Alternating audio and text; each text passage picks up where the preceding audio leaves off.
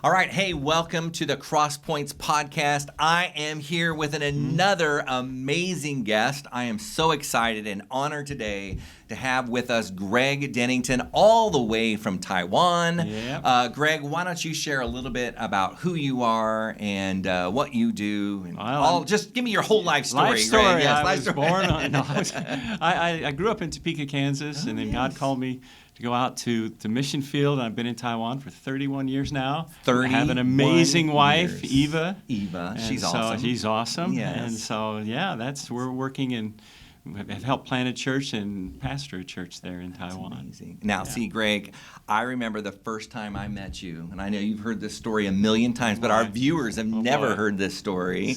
I was 16 years old. 16 in a beautiful Hawaii, Honolulu to be specific, and I was sitting around a little circle with like 4 or 5 other people, and we were outside, and you were the leader, you were probably not even 30 yet. Yeah, that's Maybe right. you were 50. 28. I don't know. Did you? Oh no, 28. He was 28. He was 28. I was 16. You can do the math. Whatever the age was, and I just remember as we met, like I think a couple of times a week or something along those lines. I don't remember exactly. That's been a long time. I'm sorry, I really don't remember you, David. Gregg doesn't remember I mean, me. I remember him, story, but you know, there was was too many people. We had like 60 kids on that trip. It was crazy. Yeah. Anyways, I remember you on that trip, and you made a memorable impression on me, and it was so good. So I appreciate nice. all that you've poured into me over the years. I do. David. I mean that. Yeah. So today we're going to talk about something, just so the viewers know, that might be a little bit more on the deeper level. Maybe a little bit more sober. That would be a better word for it. Yeah, I had this couple in our church. This goes back over a decade ago, probably almost 20 years ago. And I had this couple, and they were convinced that God did not want them to die until they were at least 120 years old. There you go. And they were convinced that they were not going to pass away. And I don't remember the full details of this because this was, again, probably over 20 years ago, but one of them contracted cancer. And they kept professing that they were going to live to 120, and they kept saying it over and over and over and over. And as a pastor, a young pastor at that point, I had a really difficult time trying to communicate with them and knowing exactly what to say. And the one with cancer eventually died. Yeah, at a pretty young age. Yeah, I think they were in their 50s or something, but it was a sad time. So I'm curious for the viewers. I want you to give a little bit of your story because if you don't know, Gregg has battled cancer, and so why don't you share with us maybe how you found out when you had cancer and what you had to walk through yourself. Okay. It was back in 2007. I was going out. It was 50th birthday. Somebody gave me a gift to go to the hospital. What a great gift! Hold it. Okay, whoa, time out right here. You're 50 years old. I just turned 50, by the way. Oh. So, whoa. So what was they gave you a gift to go to the hospital? Who does this? Well, we have all these amazing checkups. You know, you get all different kinds of blood tests and all this kind of stuff. And so I thought, 50 years old, you know, that's a new season in life. Let's get checked up. I was feeling fine, man. If you've ever given your friend a gift card to go to the hospital or a checkup, please put those in the comments below. I want to hear from you. No, I'm sure you can buy them at Target. You know, just go to the gift card rack there, and you'll find one. All right, sorry. So you get this 50th birthday gift, and I'm feeling great. I really am, but I got the gift. So we went. Eva and I went actually to that, and I noticed immediately when I saw one of the doctors, something was a little wrong because of what the notes he was given. He had already done the test. Well, he'd done some of them, but he was in the middle of some other tests that I'm not going to talk about. Okay. And thank you. There's a lot lot of of right there. Yes, let's not go right? there. Thank you on behalf of our viewers. Thank you. Okay. But the things he said, something's a little strange here. Okay. And then the blood test came back and stuff like that, and we visited our doctor. We had more tests. Visited our doctor, and he says you have cancer, you have prostate cancer, and it's advanced. It's outside of the prostate, it's in the lymph nodes, it's going wherever it wants to go now. Okay, so stop right there. What was going through your mind at that moment? I can't tell you for sure. It didn't shock me horribly. Really? I mean, Eva and I were concerned more about the doctor. He was feeling pretty bad about it. Are you? And so we See, these are true missionaries, folks. Let me tell you, they were concerned about the doctor. Well, we did. We had to kind of settle him down because he was serious? saying, you've got less than 5 years to live. It's this, and he was Really? having a hard time with this. So Wow. at the time we were doing fine. We went out in the lobby and we prayed together and just asked God for God's presence. And we handle it differently. I was doing good. Okay. And everybody has their own personality own way of makeup and how dealing we with these handle these things. issues, for sure. yeah. Okay. And so that just began the journey. Wow. I mean, it's at 50 years old, 50 years with old. the birthday gift thing. That's right. You find out you have prostate cancer, cancer, and it's throughout your body at that it's point. like Okay. 8 out of 10 on the aggressive side, on the Wow. aggressive scale, Okay. and it's a journey, and Wow. on how to. Okay, hey, spoiler alert, he lives. I Okay, do. just I do. so you know. Okay, all right. Otherwise, we go back to the ghost podcast. Yeah, that's right. yeah. Let's don't talk about the ghost podcast. This isn't gonna Your spirit's happen. not hanging around. Okay, so this begins a journey for you. Yeah. It's got to be a pretty intense journey because It- was everything it all is. roses and tiptoeing through the fields of I mean, happiness and joy? I think people that have been through the chronic thing, where it's, Yeah. especially if it's terminal, where people say there's no cure. The doctors say there's no medical cure for this. Yeah, your We're doctor gonna was try and saying- keep you alive, as long as we can, kind Yeah, of thing. okay. And so, but so you go through all the tests, you go through all of the treatments, Yeah. all of the side. I've just had about everything in the world during this time. There was one time where actually I had an amazing time of prayer. People praying for me. I've had Okay. people from around the world praying for me on this Right, thing, and some yeah. pretty amazing prayers. Yeah. And there was a time where I was pretty sure I was cancer free. Okay. I don't. Do you remember how far into this you It was were? about 2010, I think. Okay, And so so for like 6 4 years. and for the next 4 years, Okay. I had no medicine, no treatments, and my Really? numbers just stayed low. Wow. So it was an amazing remission. Okay. At that time. So obviously at that point you're just going, man, God I'm heard doing- me, I healed really me, delivered me. I put it in my book, and You wrote a book. He wrote a book about this. chapter Yes, in my okay. book. And- Really? And the month after the book came out, the report came back. The cancer's back. And so I'm. Okay. What does that do to you? It was your first book. Yeah. Oh, yeah. Your first book, I mean- and of course you're so excited, and you have it in your hot little hands, Yes. and the end chapter says, "I'm cancer free." That's right. that God is right? amazing. He's Yes. powerful. He heals the sick. And the doctor says, "Not so fast." Pull it back. Yeah. And so that Seriously, actually, that would I take think me that for was a loop. harder Yeah. than the initial Sure.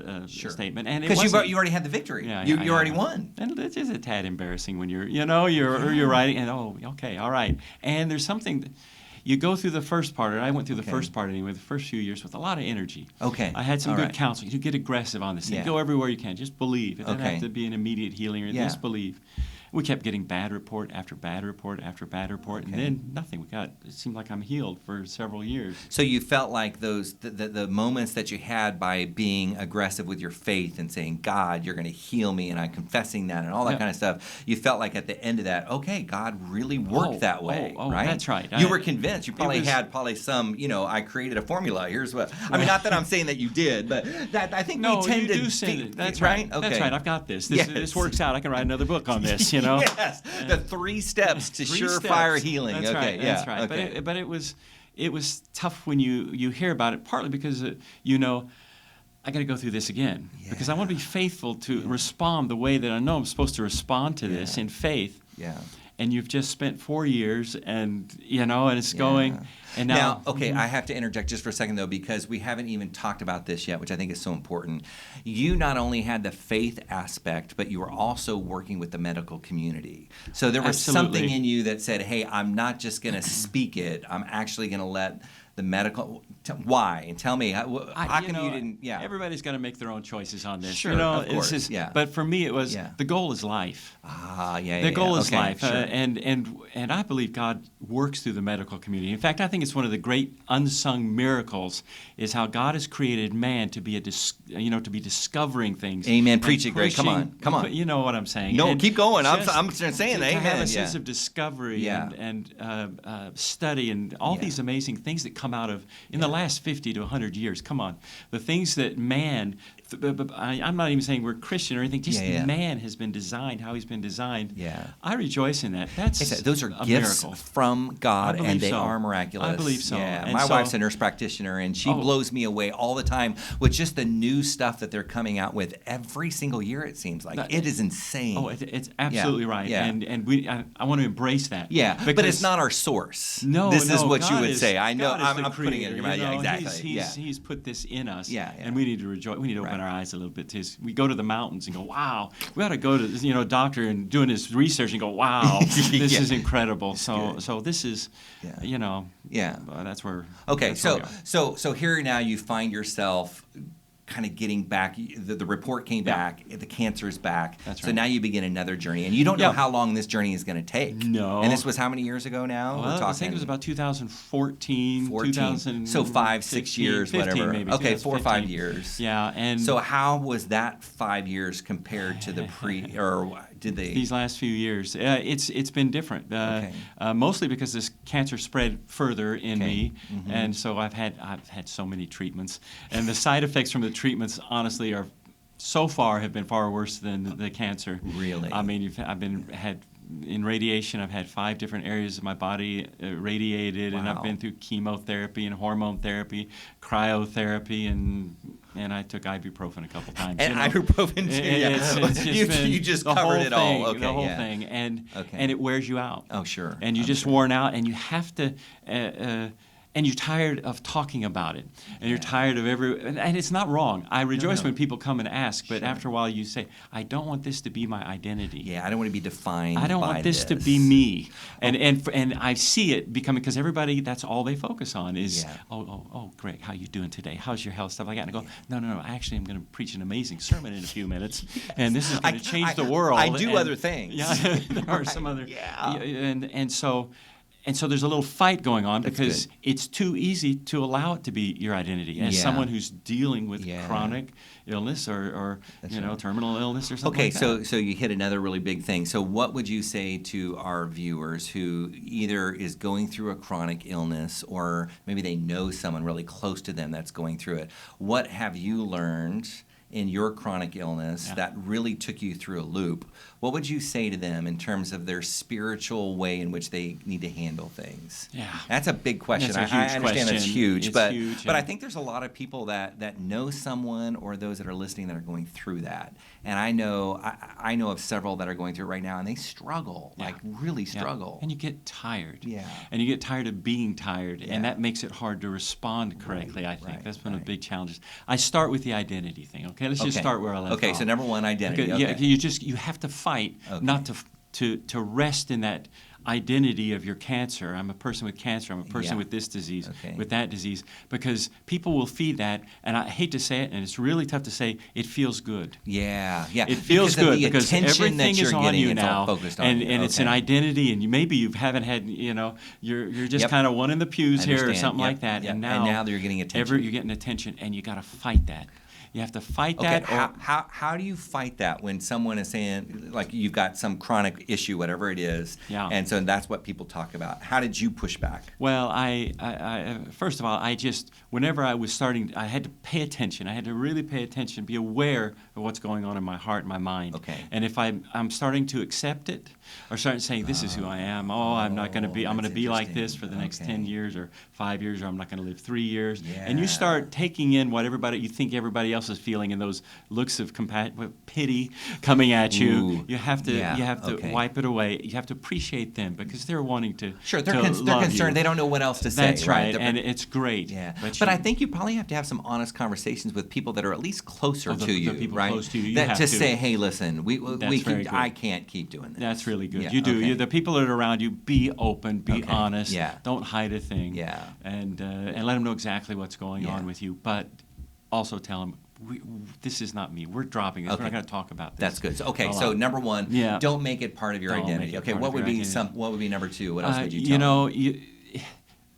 Anybody who's gone, a Christian, I believe, that has gone through these illnesses, and even especially terminal illness and things that have been whacking them for a long time, they start to wonder, where is God in all this? Oh, is there, and does He want me sick? Is this? I've been praying for healing. I'm a man of faith. Yeah. I've had the best people in the world praying for me for healing. Right. Nothing. Yeah. And these questions can creep in. Yeah. And a lot of times people will fan them. Yes. Fan these questions, and all of those questions typically are the questions that you can't get answers to, I guarantee you, but they're going to fan doubt in your heart. Yeah. And so you have to be very careful when those questions start coming on, and you have to say, instead of these things, instead of focusing on the whys, why this, why God, why God, why God, I refuse to do that. I absolutely refuse to do that. I focus on the things I do know, not the things I don't know. Oh, that's good. Let's slow down just for a second, because that's really, really good. Yeah. So you're saying you're going to have the why questions. God, how come you allowed this to happen? Why me? Yeah. And you're saying you need to push back on that. You have to push back really on it. hard. Push back really hard, because there's some mysteries. How God chooses to respond in different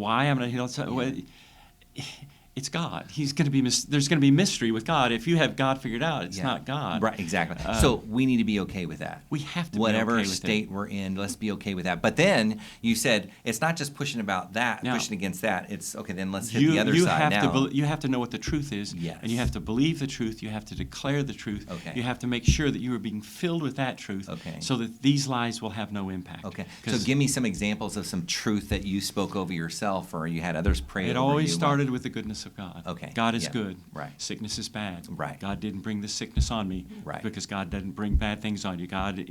He's a good God. Right. So that's your foundation. These are foundational things. Has to be, because one thing that happens is the devil wants you to start questioning God's goodness. That's what he did in the garden. I mean, that was the very first thing. Yeah. Once that falls, everything else falls. Okay. So you keep declaring God's goodness. And you do that by being in His presence. You do that through worship. Okay. You just immerse yourself in worship. You plug in, and you just put your eyes on God, and slowly your heart fills with the understanding of His goodness. Well, and I can tell you, Greg and Eva were at my house. You guys spent like 4 months in our house. I can't remember when that was in terms of your cancer kind of journey, but I do remember I would get up in the morning. I am not a morning person at all. I don't like mornings. I like late nights. But I would come down getting ready for work, and you would be there on the couch, and you'd have your earphones on, and you just had your hands just like this, and you're worshiping Jesus. And you're just like bathing yourself. And I just assumed the truth of God, the goodness of God. And you made that a ritual. Like that was something that you did every single morning. Yeah, well, we tried to anyway. No, I mean, you really, as far as I was concerned, you really did. And the point is that was life for you. It's incredibly important. After I was diagnosed the first time, we got in the bus in Taipei and we're driving to Tofun. We're sitting with this on us, and now we've stopped walking, we've stopped doing everything, and now we're by ourselves. And we plugged in, and we just worshiped the whole way home. Because we knew that is important. It's a big step. Yeah, there's the line of the song, "This is how I fight my battles." That's right. This is how we fight our battle. Right. And Great sometimes song. I think it gets lost on people in our congregation that we sing these songs, but we don't really know what it means. And that's what you mean. This is what it means. We're fighting a battle, and that could be whatever. That could be a chronic illness. It could be something that you're going through in life, the bitterness, anger, frustration, whatever it is. That's right. This is how we do it. We're bathing ourselves in And this. if you don't fight this battle right, the enemy is going to just destroy you, because you're going to lose your faith. The enemy's after your faith. Yeah, that's right. And if he can take your faith, cause any doubt to come in, your history on really this good. thing. So we have to fight it the right way. So making sure we get these truths. God's goodness. He is able to heal me. He is all powerful. There's nothing impossible with Him. And I know we all know that, but to really believe it. And the third one is one that God desires to heal me. So God wants to heal. He wants to heal me. So can we be really honest? Because I want to have this honest. I know. I don't know if he wants to be honest, but I think it's important, and this may make us go a little bit longer, but I think it's really critical. How do we talk about life and death? I mean, I go back to the original couple that I had that was speaking, I'm going to live to 120 years, how do you, I'm asking you, Greg, now, your own personal opinion, how do you handle the idea of I want to have faith on one hand, but I also know that I'm going to die someday, and my life's in God's hand. But how do you wrestle with that? You know, I don't wrestle with it. Ooh, okay. That's good. I like to hear that. I'm okay, gonna great. die someday. How can I wrestle with that? You know, it's going to happen. So that's not even part of the equation. I mean, it could be 90, it could be 120, Okay. it could be next week. Right, And we okay. have buses that hit people every day. It's so, true. I mean, It's true. it could be all of these kind of things. So I don't actually wrestle with that. Okay. As long as you have no fear of death, Okay. what's there to wrestle with? Yeah. But the one thing... I'm sorry, but Oh, let go me ahead. push you, though. Go ahead. I know, let me push you, because there are going to be people that say, I prayed and I've been asking God for 15 years and Yeah. he still hasn't healed me. Yes. Or the other side of that too is I prayed for my spouse, I had all the faith in the world, and they still died. Yeah. How do you answer that question? Well, I would never answer that for someone else. Okay. You know what I'm saying? Because there are but- people that are listening that might, honestly, in this conversation, people can be a little bit offensive sometimes because you know that. Not that we've ever offended anybody on this podcast whatsoever. I know these are like really tough issues, but I'm just I can tell I you think about those. for myself. That's all I'm Is that asking all right? is for you yourself. Because yeah. I decided I know what God is Jesus has called us to do. Okay. In the scriptures, I see first of all, I see his life. I see his example. Yeah. He was 100%. Yeah. He never failed to heal anybody. Right. And so I'm watching him, and then he gives his disciples the same. I want you to go. I want you to not pray for the sick. I want you to heal the sick. Yeah. You know, raise the dead, cast out demons, Right. and cleanse whatever lepers Cleanse the there lepers are and all that, still in the whatever. world. Yeah. Okay. And so you see his example, and then you see his commands. Yeah. And I say, you know what? I'm going to make it simple. Yeah. I'm just going to obey. Okay. He wants me to believe him Yeah. for healing. Right. I want to believe that he heals everybody. Absolutely. If Jesus were walking into this room, Right. I can guarantee my healing immediately. Right. And he wants us to be the same way. Sure. If there's failure, Okay. it's my failure, not his. Ooh. Okay, man. I don't know. We might have to push off of each other. I don't know if I'm fully there pushing yet. me. I know. I don't know. But keep going. Sorry. I'm sorry. No, but then that puts a lot of pressure on people to think, well, then I didn't have enough faith, and it's my fault. Yeah, and you don't want to do that, but honestly, that's insecurity in the other person. Okay. Jesus' disciples failed to heal somebody. It's the only time recorded with Jesus or his disciples where they failed to heal somebody. Yeah, but When they I'll came in- also push back, and we haven't talked about this, so Yeah. whatever. But Jesus is also was surrounding a ton of people. I think about when he goes into the portico, and there's all lots kinds of people. and he didn't heal everybody. No. He did not go through. He came in and healed the one. Everybody who came to him. Oh, he okay. So healed. this is what you would say. Yeah, okay. because and But there were but the hundreds, one that yeah. he went to, that person didn't come to him. Jesus chose him specifically. Yeah. You're just saying if I there's can't not- answer that. I know, But I he guess couldn't what go I'm trying to say everybody though else. too is that how do you deal with people whose spouse did die and they really felt Yeah. like they had enough faith? As a pastor, I hard one. can't say, okay, you didn't have enough faith and so it's your fault. No, so I wouldn't. Well, see, we were. I'm putting it on. I know I'm making it a You little are, bit. and because we've dealt with this. We've dealt with people who are dying in our church, for Yeah, example. okay. We just prayed for somebody in the last few months, Okay. maybe 6 months. Yeah, I'm not whatever sure. it is, yeah, And recently. and she was dying, and she'd been there. She'd been sick with cancer for a long time. Okay. And we prayed, and we Yeah. prayed and prayed, and I actually confessed to her. I said, "I'm sorry. My faith is not enough." Okay. So I took that on for a second. You don't have to have the faith. Listen, many of the people Jesus healed did not have the faith. It was Jesus' faith at work in them. Mm-hmm. And so I'm not going to blame just the person who's sick. Right. What about all of us who are supposed to have the faith to heal them? Sure. And so if I do anything, I'll say, well, listen, I'll take responsibility for this Okay. one. I'm not like Jesus yet. Yeah. I'm Yeah, growing. Yeah. You know, I'm not as patient as Jesus either, but I'm still going to grow. Right. I don't have the same character qualities that Jesus did. I'm not at his level of No, character. I but hear I'm going to that. I grow. hear that. I'm Yeah, going to yeah, I'm going yeah. to take responsibility for my lack of patience Right, or whatever. yeah. And I'm going to take responsibility for my lack of faith. Okay. It's not a big deal for me. Yeah. Because I'm growing. You know what I'm I saying? get that. Yeah, I Yeah. just want to be careful that people don't kind of put all. I agree with you. We've got to be intensely pursuing the healing that God has for us. And I think too easy it's for us to say, well, que sera, sera, whatever. God knows that I want to be healed, and so I'm not going to fight the battle. Right, because Yeah. we're called to fight the battle. That's right. But on the other hand, it's not all on us either. God does have to move. His Spirit does have to flow through us.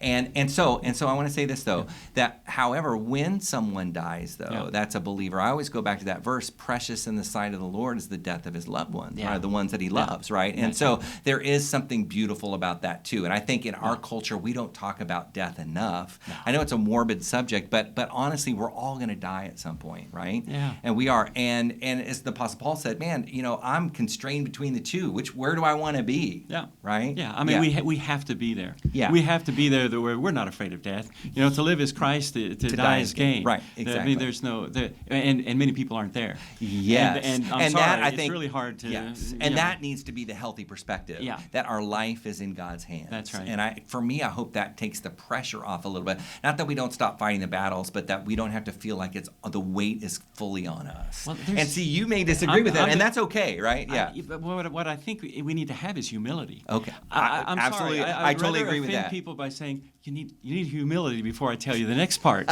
because you got to grow in some humility here, or you're going to be offended at something that could actually set you free. That's true too. And so if we're humble enough, when we can accept like the disciples did, I mean, you know how often Jesus called out their faith? Oh, all the time. And were they offended? Yeah. No, because they were humble.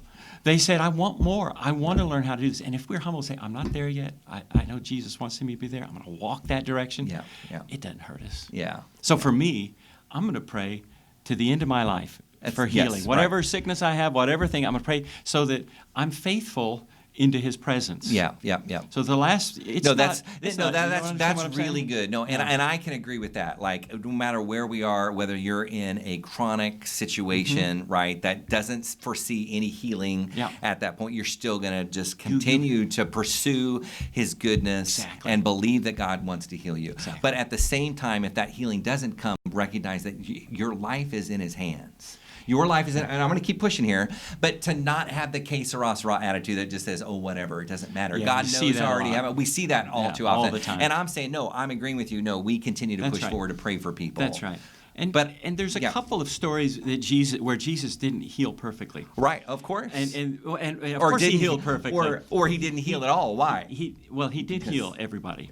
Okay. That came to Him. You can't name one person that came to Him that He didn't heal. We know that in His own hometown He didn't heal, right? Because of their lack of faith. They didn't come to Him. Right. They didn't have any faith to go to Him. Yeah, right, exactly. So we know of Noah. So He had a perfect healing record in terms of the people that came. Oh yeah, I'm not debating that by any means. And so I forget what I was talking about. Well, that's okay. We get so wrapped up in what we talk about here.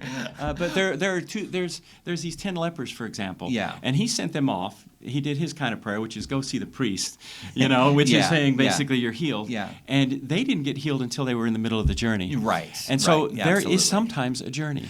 You know what I'm saying? I think that's really good. Sometimes we have to step out. We got to take the walk. We got to do the hard things, even the things that offend us. Right. Okay. Yeah. Yeah. Even if it's hard, even if you push through, because He delights in our faith. Yeah. There's nothing, and when we worship Him, and we're in this kind of situation, and we continue to worship Him and continue to believe Him, that's like 1,000,000 times more powerful than people who've never been sick a day in their lives. Yes, right. Does that make sense? Oh, everything's good. Their job's absolutely. going great. I love that. I love to see that. But there's something powerful about giving thanks and praise in the midst of this tough time. Yeah, and that's what real faith is. And that's real faith. And I'll close it with this, is that I believe that God smiles on faith. Yes, He does. Like He breaks out into a big smile. This when is he sees huge, faith, right? This is huge. And I have to. Oh, he's got to say one more thing. I can't end it yet. Okay. The last couple of years have been really tough. Oh yes. Oh sorry. Yes. Okay, for you. I just can't end like this because and there was 10 months where I could barely walk. And where my head was just full. I mean, I had a craniotomy before the cancer was up there. It was all kinds of stuff. Well, and I'll tell you, I was concerned about you too. I mean, Mark and I visited you. We went all the way to Taiwan, and I was really concerned. Obviously, we were praying. We were believing for God's healing at the same time. Oh, yeah. But man, we wanted to be there for you because it really was serious. Oh, it was serious. Yeah. And the last 10 months, we couldn't figure out what was going on. It may have been, who knows what it was. But I was having a hard time, and it was getting worse. Yeah. And after 10 months, one day in August, and we kept praying and just pushing through, just going on the journey. Right. And one day in August, I woke up, and it was gone. completely gone. I was It was able just to walk. it was just a coincidence, Greg. Yeah, it was just a coincidence. Just a coincidence, folks. Yeah, no. And then No, really. I mean, it was like that. It was like that, Okay. and I could walk again, and it was amazing. The pressure was gone, Yeah. and then I was going to the doctor for all these really specific tests because they thought it was a cancer. Yeah. Sensitive tests, and the bottom line is they can't find a bit of cancer in me at all right now. That is miraculous. And it is. I mean, I've really been for is. 12 years. I'm Yeah. supposed to be dead 7 years ago. You know, of the 10 or so years that you've gone through, I've noticed you have more energy and passion now than I've seen in you Yeah. for years. Yeah, And it's it's so wonderful. good to see what God's done Wonderful. in you. Yeah. The journey Yeah. does that. Yeah. When we respond right. That's good. Well, I want to encourage you, if you're going through a chronic illness, keep the journey going. And if you know someone, please share this podcast with them. I think it will be an encouragement to them. Greg, thank you so much Thank you, for being here with David. us today. I Yeah. appreciate it. God bless you guys.